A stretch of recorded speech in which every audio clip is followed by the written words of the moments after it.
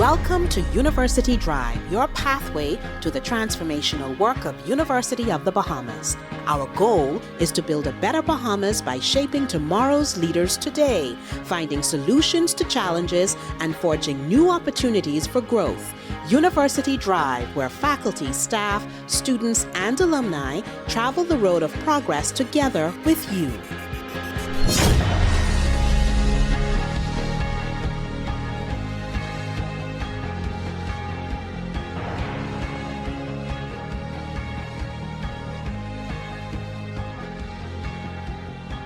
Hello everyone, I'm Tamika Lundy and this is University Drive. In November 2023, almost 150 UB students walked across the stage to be officially acknowledged as the top academic performers for the two previous semesters, an affirmation to me of hard work, determination, and achievement. You could see the pride that each person displayed. These champions were as diverse as they come: teenagers, men, women, public and private school graduates, Nasubians and Family Islanders, first-generation university students, and those with a university graduate lineage, dreamers, future nation builders, and pace-setters among them. They pursued, never giving up, using every opportunity to be better than before. Therein lies just one example, one lesson, an inspiration to continuously improve. It's not only for an individual to embrace, but for organizations around the country and the world as well. 2024 is UB's Golden Jubilee year, a noble 50-year legacy of achievement and impact, but also a new era to ascend. What does improvement, quality look like in this new era? And why is it important given all that has already been achieved for the institution with a national development mission? Joining us for this episode is the AVP at University of the Bahamas for Institutional Strengthening and Accreditation, Dr. Danny Davis. Hello, Dr. Davis. I do believe that this may be your first time joining us. Don't let it be the last. We'll try to come back, Tamika. Tell us a little bit about your background and the position that you hold that is relevant for the conversation that we're having here. Well, I'm actually trained as an organic chemist. And I'll say to you that the position I hold now, being responsible for institutional strengthening and accreditation, was years in the making. Lots of my experience in industry has been around quality improvement, quality assurance, and quality control. So this is a natural extension of my scientific training applied now to an educational setting. All right. So in my intro, I said some keywords there: continuous improvement, quality. Right now, there's a clarion call for all hands on deck to move UB through this phase of its growth and development. Some have called it a pursuit of national and international accreditation. I've heard you say that accreditation is not the end. What do we mean by accreditation, and what is really the chief objective or objectives? Let's begin with the chief objectives. The objectives of this exercise is really to make the University of the Bahamas a better place for students, a better place for learning, a better place to be employed, a better place to teach, a better place to do research, a better place for community service. And in making it a better place, we're implementing and we're instituting mechanisms, processes that facilitate continuous improvement. We're creating a culture of not being satisfied with the way it was done yesterday, if it can be done better today. The general approach is, for the most part, we can improve on some of the things that we're doing. And improving on some of the things that we're doing requires us to look at our constituents, the persons who hire our graduates, the parents, the guidance counselors from the high school. These are all interactions that we have at the university. And this move to accreditation is really a move to make ourselves better. Now, as a function of making ourselves better, we're going to have an external review by someone outside of the institution. Effectively, we're having a review by an entity whose only purpose is to review educational institutions and determine whether they actually are operating effectively, efficiently, and in a continuous improvement manner. And once that assessment is done, they will then put a seal of approval, if you will, on the university and say, you know, something, this is a university that meets the requirement for continuous improvement. It meets the requirement for being attentive to its students, attentive to its faculty, attentive to the processes involved, attentive to its staff. That seal of approval is what we call accreditation. But in essence, that's just a stamp that says, yes, you've met the mark. The notion of changing the culture means that we're actually having an institution that does continuous improvement, that does well, regardless of the label that's placed on the outside. So for me, this is part of a institutional-wide cultural change. Wow, that sounds exciting, but at the same time, it sounds like a lot of hard work. I know sometimes when conversations are generated at the university level or involving university personnel, a lot of people might dismiss it as not being relevant to their existence, to their struggle. The average citizen just trying to take care of their family and survive from day to day. Why is what is UB doing now relevant to the general public and the wider citizenry? Definitely relevant. If you think about how our graduates of the University of the Bahamas, graduates of the College of the Bahamas, have influenced and continue to influence the country in every facet.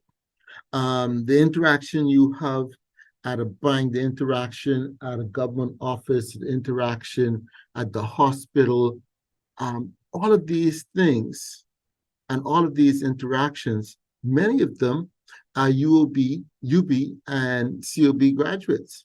And so the better equipped our graduates are, the better the experience you're going to have out there. So you don't need to be a student or employed at the university to see the impact of this accreditation effort.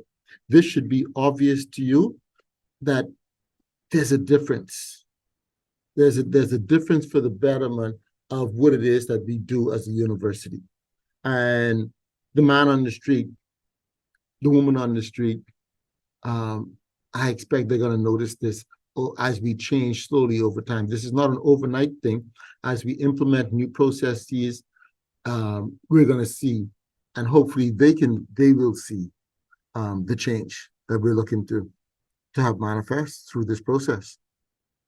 So I think you captured it quite nicely when you say that it's the university seeking to be better and better. In my mind, that also translates into the university being better able to deliver on its mission. A very noble one, I might add, which is supporting and driving national development. Will the university, in your view, be able to better deliver on its mission through this journey that it is on now? The short answer, absolutely yes. We will be able, we'll be much better equipped from a processes, from policies, all of those things allow us to fulfill our mission. And really what this process is really doing for us as well, it's focusing us on the mission.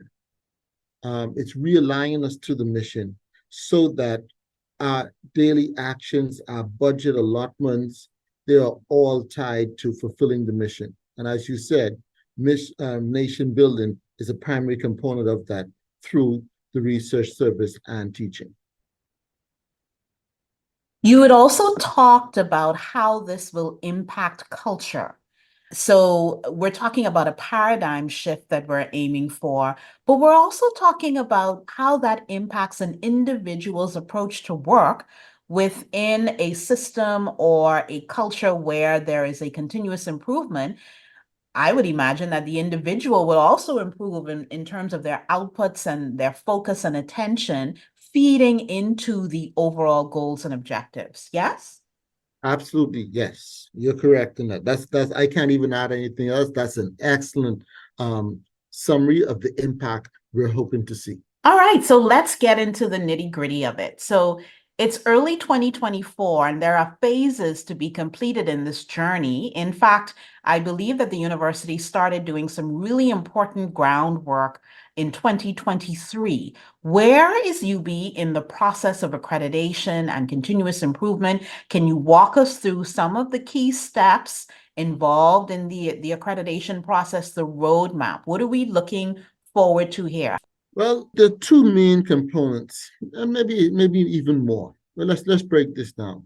So in essence, the university right now is at the position in this process where we are documenting our processes. We're documenting what it is that we do. The good part about this, Tamika, is over the years, the College of the Bahamas moving into University of the Bahamas, we've had very good processes in place in many instances, especially on the education front. We've really excelled at that. What this accreditation mechanism is also requiring us to do is to document those processes, effectively institutionalize those processes beyond just the practice of what we did the day prior. So that definitely is one of those big steps. When we do that, we effectively define what it is we do it in regard to what's called a standard. We can talk a little bit about a standard later on, but let's just focus right now on documenting the things that the university do and the criteria set out by the accrediting agencies of what we should be documenting. And in doing so, that documentation, we submit that to the accrediting body, they review it, and then they have a site visit. Effectively, the site visit is to look to see if the things that we've written down as we've described ourselves is truly what it is on the ground. And so having done that, they will then say, yes, this institution is well on its way to accreditation. They've passed that first step. That first step is the application document that includes responses to the criteria of the standardized of the accrediting body. Having finished that first phase, then there's a second set of criteria that must be met. It goes through the same process. We document the processes that exist at the university. We submit that documentation to the accrediting agency, and then they come down, have a visit, look to see if the things that we've written down truly reflect what the university is, and by talking to students, talking to faculty, talking to board of trustees members, talking to staff, they can validate that the stuff that we've written as we've described ourselves is in fact what it represents. And I would say to your listeners today, Tamika, that the motto of knowledge, truth, integrity is definitely something that guides us daily. So I have no doubt in my mind that what we write down in describing ourselves will be what the accrediting agencies find once they visit the campus. So overall, at a very, very high level, those are two steps. Prepare some initial documentation that describes ourselves, a validation visit, and then a preparation of the balance of the criteria, and then a second validation visit. The successful completion of those two steps takes us to the position where we can claim to be accredited by, body X or body Y.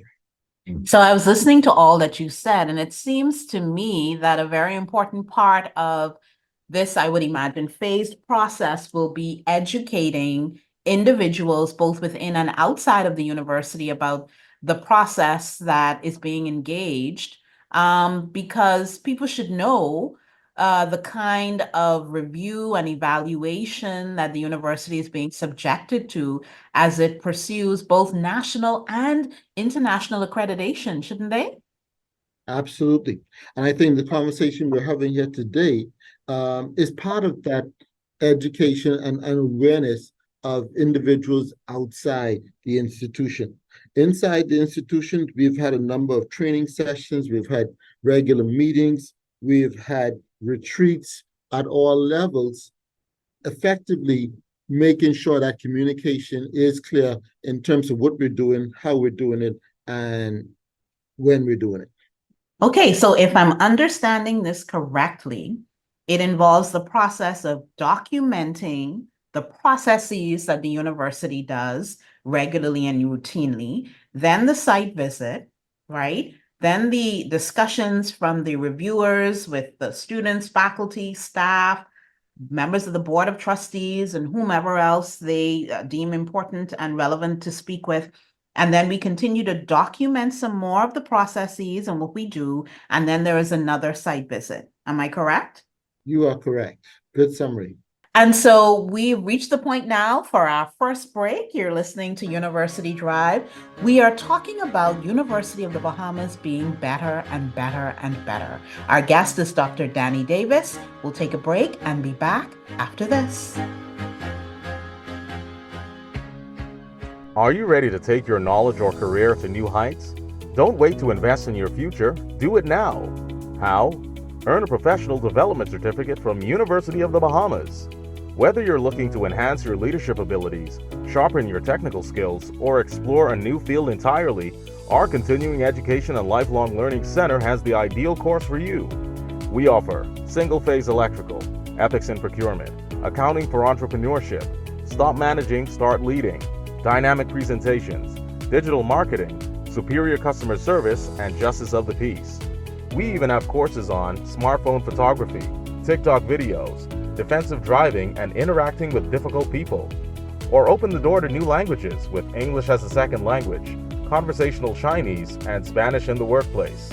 Our instructors are experts in their fields and they're here to support you every step of the way. Call us at 302-4449. Enroll today. Chapter One Bookstore is proud to serve the students, faculty, and staff of the University of the Bahamas and the community at large. We are the premier choice for the purchase of university textbooks and supplies, and UB logo apparel, paraphernalia, and gifts. We also carry a wide variety of school supplies, learning aids, and leisure books. Visit our copy center for all of your printing, copying, and binding needs. Chapter One Bookstore is located on the ground floor of the Michael H. Eldon Complex on University Drive. Shop with us on Monday through Saturday. You can contact us at 397-2650 or email at chapter1@ub.edu.bs. Follow us on Facebook and Instagram at Chapter One Bookstore. Chapter One, the premier choice.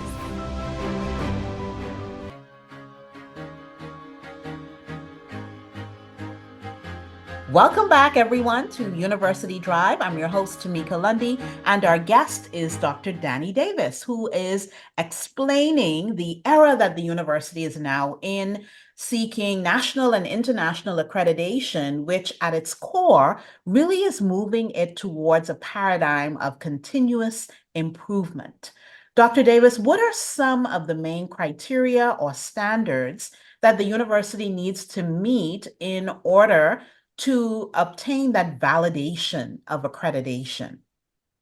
There are a number of them, and I'll tell you for both the international accrediting bodies and the local accrediting body, they have quite a few parallels. So let's just take this in general, not referencing any one accrediting body, but in general, there's a requirement for the university to demonstrate that we in fact evaluate the students' learning, not just the A or the B or the C grade that they got in the class, but are they actually grasping those key concepts that the class is supposed to deliver?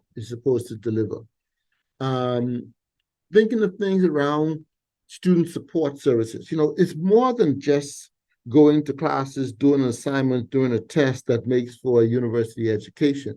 Also included in that are the extracurricular activities that happen on campus. Anyone who has attended the College of the Bahamas or the University of Bahamas would be well aware that on Thursday afternoons from 2 to 4, we actually don't schedule any classes. And this is solely for the reason that those co-curricular activities, the clubs, the sporting events, all those things can happen without interrupting the academic experience. So those co-curricular activities we have dedicated to Thursday. Criteria for both events want us to be able to demonstrate for both a criteria for both accrediting agencies, I should say. They have criteria that requires us to demonstrate that we do have activities beyond the classroom. And so those are things that we definitely want to be able to demonstrate. Also, in terms of a general, overall approach to criteria, there are criteria around the library where we should demonstrate that the library is adequate to support the learning and the programs that we offer. There are criteria around the Board of Trustees. Does the Board of Trustees have a mechanism by which it evaluates the president? Does the Board of Trustees have a conflict of interest policy to ensure that there are no conflicts of interest with members of the board? So I've tried to give you a look at the breadth of what these processes are. So they range from the Board of Trustees right down to maintenance. Do you have a maintenance plan? Is the physical environment at the university sufficient to support the programs that are being offered? Meaning, for examples, I would give as examples chemistry labs. Are the chemistry labs and the science labs sufficient to support the programs that are being offered? We spoke about the library already. So all of these things, we're asking the question, is the physical infrastructure sufficient? I.e., are the grounds clean? Are the buildings painted? You want to create an environment conducive for learning.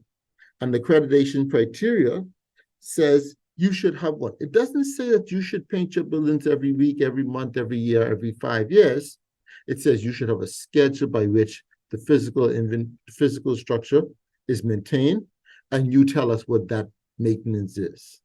And so hopefully I've given you an example of the breadth in terms of from the Board of Trustees, maintenance, education in the classroom, co-curricular activities, library, and there's others, but these are all in place to just demonstrate to the accreditation bodies that we are, in fact, have mechanisms in place to ensure an environment conducive to learning and that the learning is taking place, right? As I was listening to everything that you were saying, I couldn't help but feel that the impact will be felt and seen in the student experience and also in student outcomes. That's how it sounds to me. Am I on the right track? You're on the right track, but I would dare you to go further.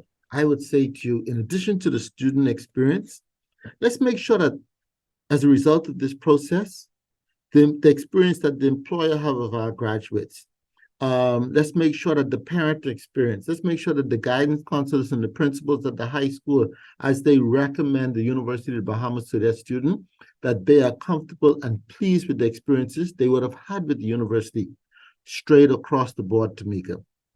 Recruitment, that registration process, graduation process, they all make the experience of the student and the people who are close to the student.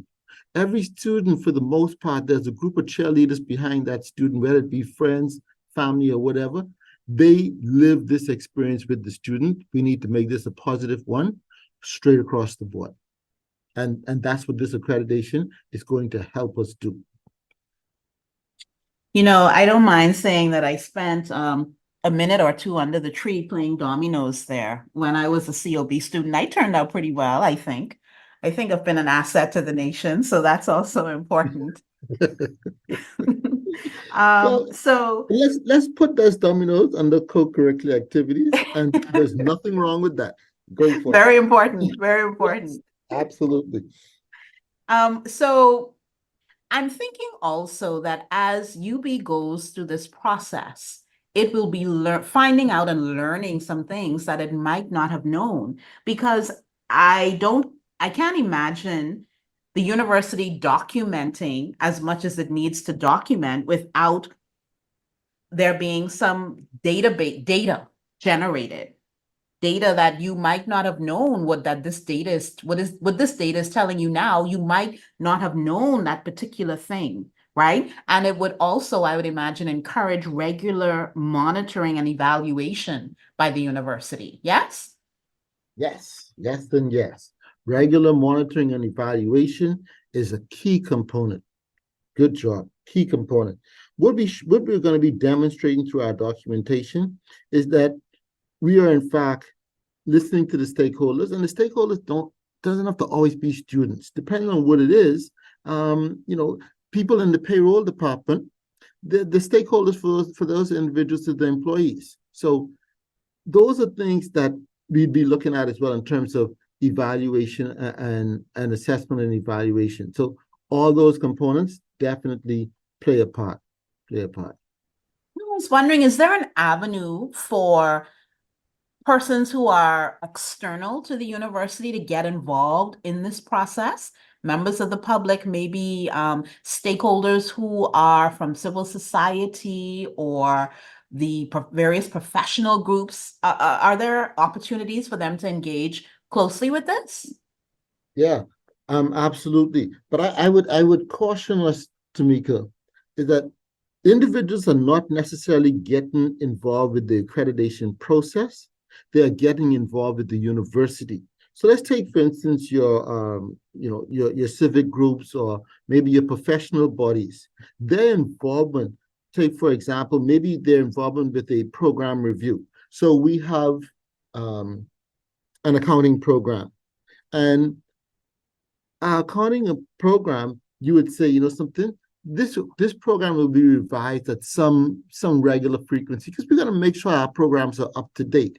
But a part of that revision process is hearing from the accountants who are out there in the field right now. So getting that feedback from the accountants in the field, we can get a really good taste of what it is we should be introducing our students to, because that's what's adding value to them as graduates when they go out and do their thing. That's where people can get involved. That's where the professionals can get involved. That's where those agencies that you've made a list of just now, that's where they can get involved. But I want to stress that this is not an exercise where the end is accreditation. No, this is a journey of continuous improvement. Along the way, we'll get a stamp of approval called accreditation, but we're not just going down this road for which that has a finish line, because we're going to always be making ourselves better with each iteration of our existence.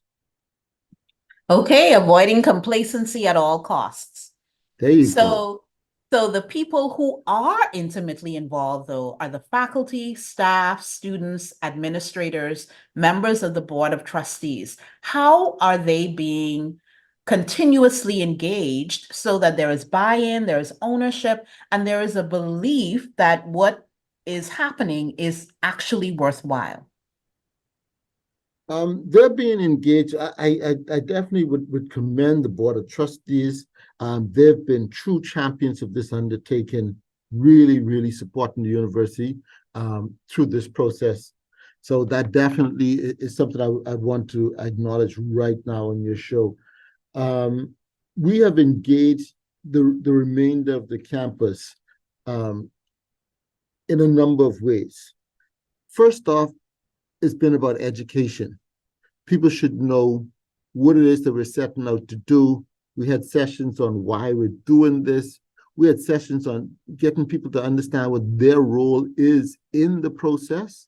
Because like I said, it touches the entire university. This is not just an academic event. It's not just a board of trustees event.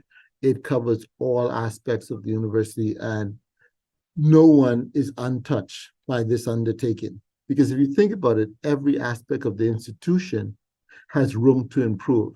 And we're saying, let's make that improvement happen and let's document it. So the engagement comes across the board, and the education, the sessions and the seminars, I think they've gone a long way, and the feedback from those have been quite positive but they've gone a long way in helping move the university in this direction. Cultural shift, cultural shift. Why does UB need to be accredited anyway? I mean, aren't the alumni achievers? Aren't they leaders? Aren't they already setting the pace? And aren't they already outstanding and contributing at home and abroad? Research is at an international level. Why is this validation even necessary? I'm playing devil's advocate now. So let's look at ourselves here. We're saying that wherever we are today, we're going to rest on the laurels of what happened yesterday. No, we're going to stand on the shoulders of those things that happened well yesterday, and we are building. We are doing the things today that the Keva Bethels of the world did in the earlier stages of the institution. We are doing the things today that set a foundation for what the university will look like in the future. So this is found. Someone's going to look back at this in a couple of years, in a decade or two, and say, wow, in 2024, those guys really were visionary in terms of making this change, because this has really helped the university. Now, I'll tell you, as a graduate of the university, I won't tell you which year, but as a graduate of the university and a long-time employee of, I should probably say a graduate of the College of the Bahamas, and a long-time employee of the College of the Bahamas and the university, I'll say to you that this process, besides all the successes for myself and my peers, this allows us to now take the university and have documented external validation that we are as good as we say we are.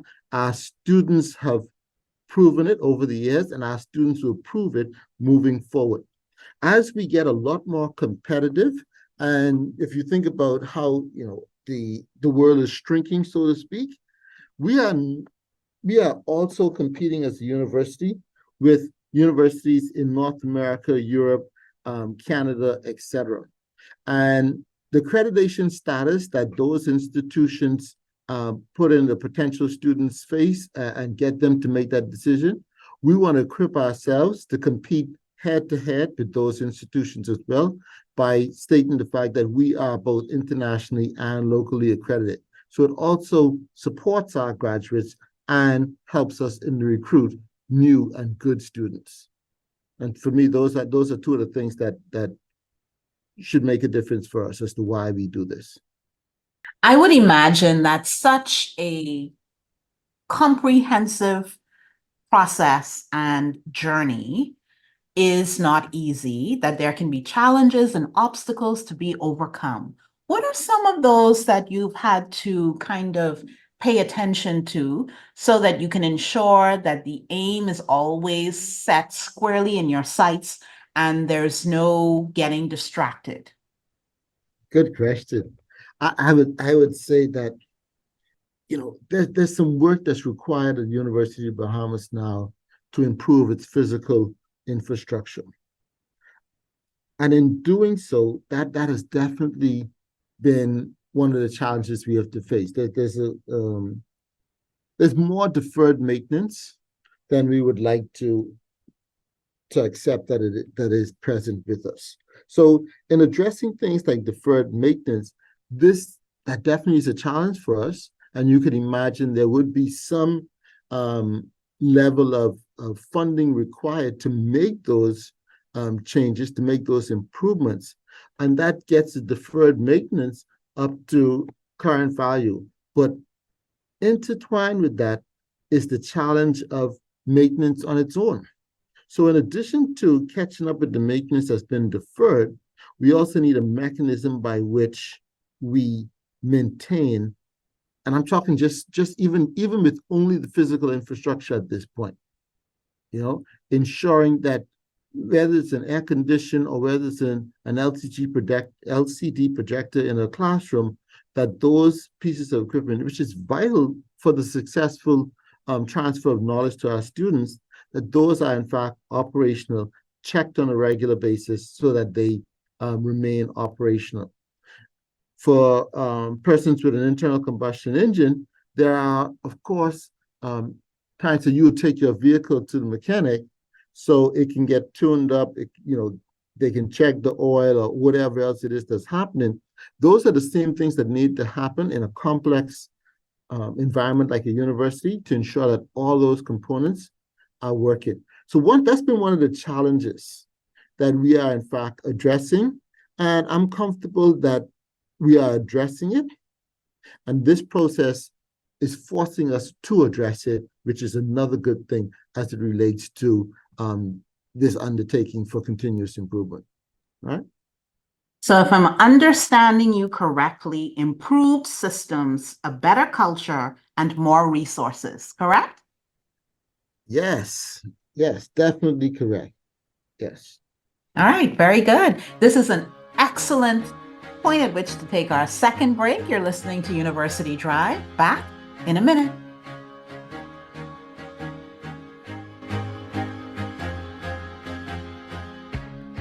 Chapter One Bookstore is proud to serve the students, faculty, and staff of the University of the Bahamas and the community at large. We are the premier choice for the purchase of university textbooks and supplies, and UB logo apparel, paraphernalia, and gifts. We also carry a wide variety of school supplies, learning aids, and leisure books. Visit our copy center for all of your printing, copying, and binding needs. Chapter One Bookstore is located on the ground floor of the Michael H. Eldon Complex on University Drive. Shop with us on Monday through Saturday. You can contact us at 397-2650 or email at chapter1@ub.edu.bs. Follow us on Facebook and Instagram at Chapter One Bookstore. Chapter One, the premier choice. Are you ready to take your knowledge or career to new heights? Don't wait to invest in your future. Do it now. How? Earn a professional development certificate from University of the Bahamas. Whether you're looking to enhance your leadership abilities, sharpen your technical skills, or explore a new field entirely, our Continuing Education and Lifelong Learning Center has the ideal course for you. We offer single-phase electrical, ethics in procurement, accounting for entrepreneurship, stop managing, start leading, dynamic presentations, digital marketing, superior customer service, and justice of the peace. We even have courses on smartphone photography, TikTok videos, defensive driving, and interacting with difficult people. Or open the door to new languages with English as a second language, conversational Chinese, and Spanish in the workplace. Our instructors are experts in their fields and they're here to support you every step of the way. Call us at 302-4449. Enroll today.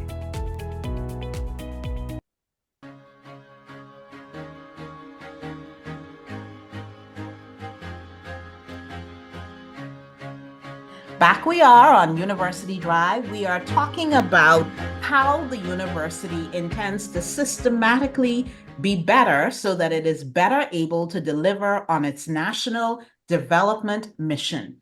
We have as our guest Dr. Danny Davis. We're in our final segment here on University Drive. Dr. Davis, as the university pursues continuous improvement and accreditation as a key stop, in terms of academic programs, are there any specific areas that the process will focus on more than others? In terms of programs, no. This process will focus on all programs. All programs will be evaluated in regard to their learning outcomes and student achievement. So there'll be no focus on program A versus program B, all right? Just to be clear and to bring crystal clarity, the prospective student who is looking at, and I'm thinking futuristically here, the prospective student who is looking at University of the Bahamas to apply and is going down its list of academic programs and seeing that this is an accredited institution at an international level will be able to know what? They'll be able to know that systems are in place for those programs, whichever one they choose. And this is why I said earlier that it's not particular to a given program. Whatever program or major they decide from that list, they'll know that they are all satisfied the same scrutiny for adherence to quality improvement, adherence to evaluation, adherence to assessment. So that takes away any questions they'll have in their mind. All the programs are going to be evaluated.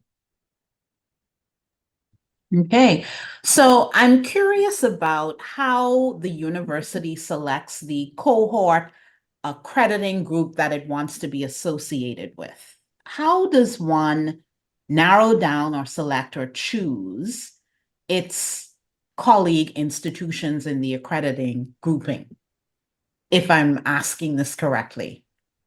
From a local accrediting agency, that one is a slam dunk. There's only one option we have there, and that's it. From an international perspective, you can now think about whether you're going to go for an international. And when I say international, even regional or international, you engage the accrediting body that you think gets you the most bang for your buck in terms of its applicability to what it is that you're offering. You could also consider, something that may be some geographical things. You may go for an accrediting body that's geographically close in terms of jurisdictions. So all those factors will come into play as you try to decide which accrediting body on an international stage will be the most appropriate. But in terms of the local stage, that decision is definitely made because in the Bahamas, there's one institution that accredits tertiary institutions, and that's the one institution we will engage for our local accreditation. All right, let's look at the student body impact on students in terms of demographics and some key metrics. Do you anticipate that being an accredited body will make the university more attractive, not only to residents of the Bahamas, but also to prospective international students? And also, wouldn't it also positively impact things like retention and a student's ability to remain all the way through to graduation? Let's take the retention story. I think we should be cautious as we try to assign the impact of accreditation on the retention of students. Because in order for us to come to that conclusion, or even that expectation, we need to first know why students are leaving. And if students are leaving the University of the Bahamas prior to graduation, that's what retention is all about. You basically want to take your student and graduate them.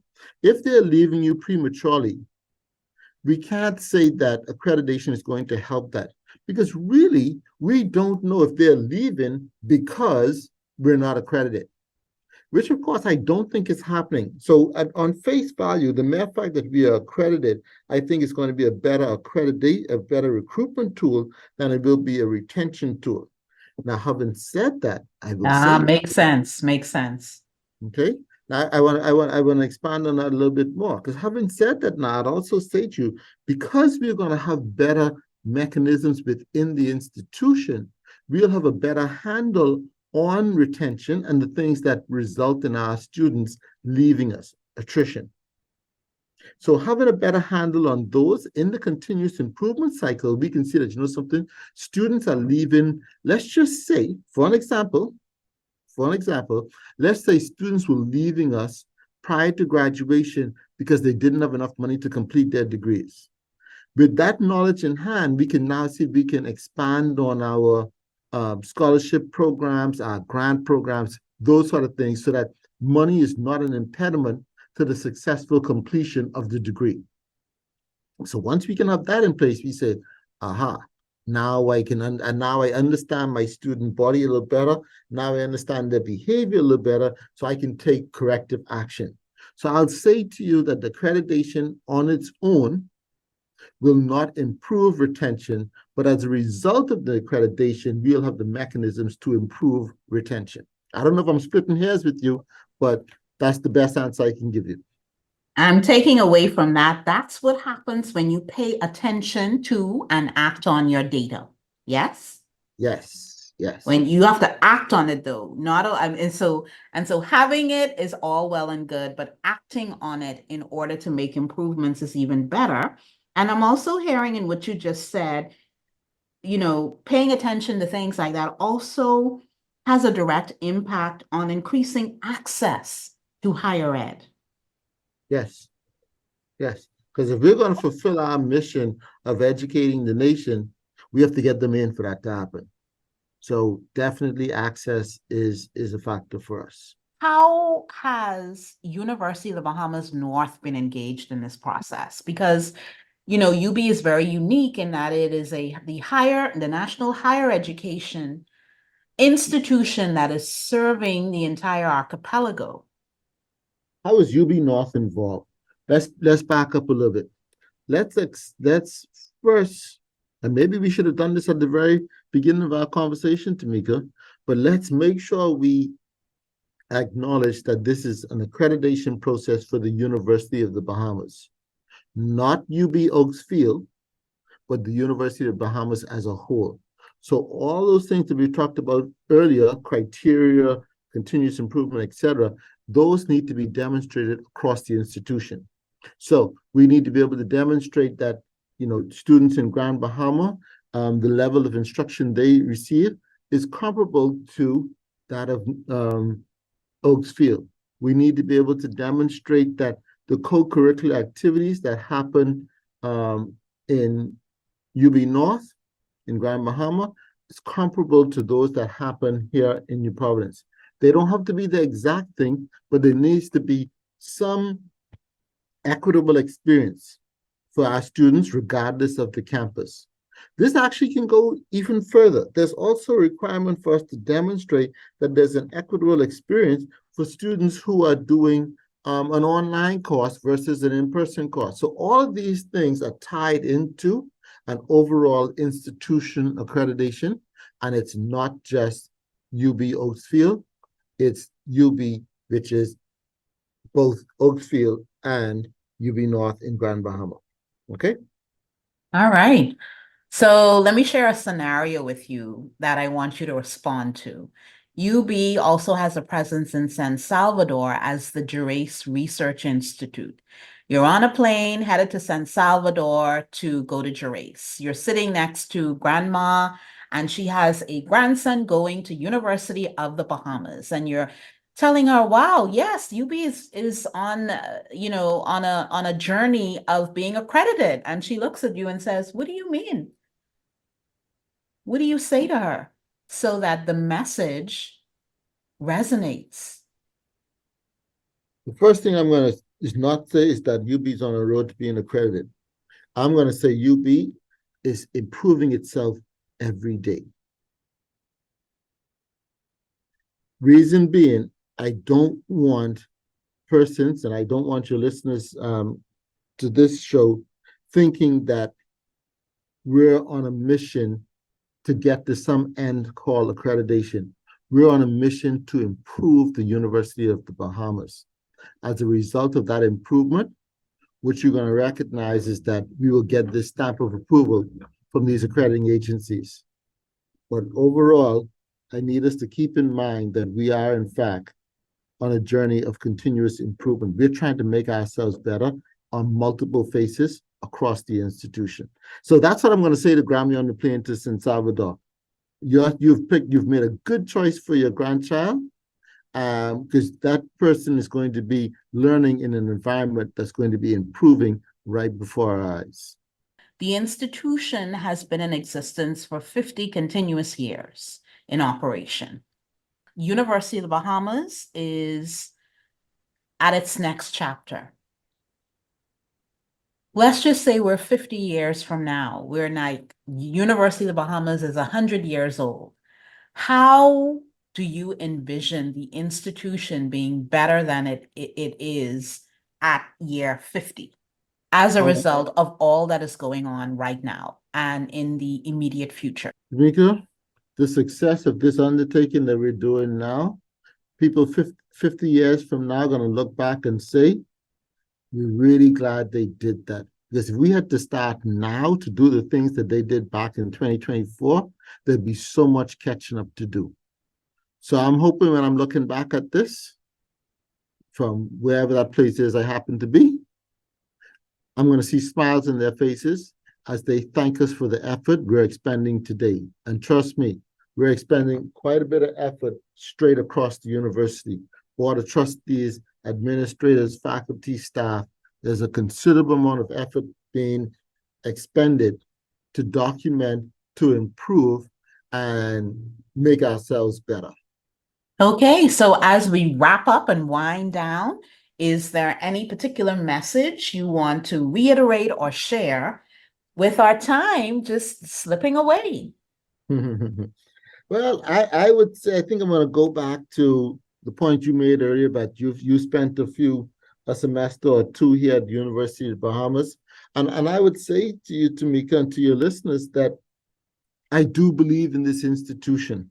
I attended the College of the Bahamas. I graduated from the College of the Bahamas. I have two sons. They both attended and graduated from the College of the Bahamas. I am employed at the College of the Bahamas, currently as an administrator, but prior to this, I taught chemistry at the College of the Bahamas and the University of the Bahamas. So I would say to your listeners that the thing that we're doing here at the University of the Bahamas is going to be a good thing. And I'm hoping that at some point I can see smiles on my grandchildren's faces as they walk across the stage again as proud University of the Bahamas graduates. I'm hoping that the Grammy on the side of me and on the plane going to San Salvador is going to be smiling from ear to ear as she explains how her grandchild is now graduating from a University of the Bahamas with a University of the Bahamas degree that she is proud of, that the grandchild is proud of, and that they are going to make a meaningful contribution based on the knowledge that we transferred to them to the building of this country. And when that student contributes to the building of this country, trust me, that is the point there where mission fulfillment becomes a real thing for us at the University of the Bahamas. So with that, I would really thank you for having me here and having this conversation today. And hey, look forward to possibly doing it again. Yes, I told you you would like it and that the time would go by very quickly. I told you, just to correct the record, though, I'm a full grad of COB. Okay, good. UB being better every day. That is the goal. That is also the objective. That's the marching order. That's the clarion call. I get it. So thank you very much for being here as a guest on University Drive. Know that you have an open invitation to return when you are ready to continue us having this conversation. Thank you all for listening. Thank you for joining us for University Drive. I've been your host, Tamika Lundy. Join us again next time for a fresh new episode.